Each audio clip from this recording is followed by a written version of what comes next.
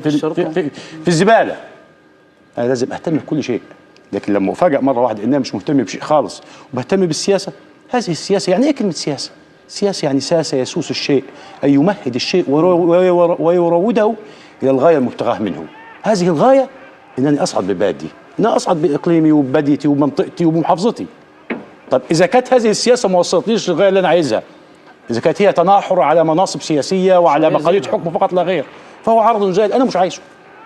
انا عاوز لما اكون عضو مجلس الشعب وادي دوري المطلوب مني، اشرع القوانين اللي تفيد المجتمع وتفيد البلد، اخدم اهل منطقتي، احارب الفساد، ابني واعمر، مش اقعد اخش في معارك سياسيه لا ناقه لي فيها ولا جمل. بس ده الكلام اللي انا بقوله.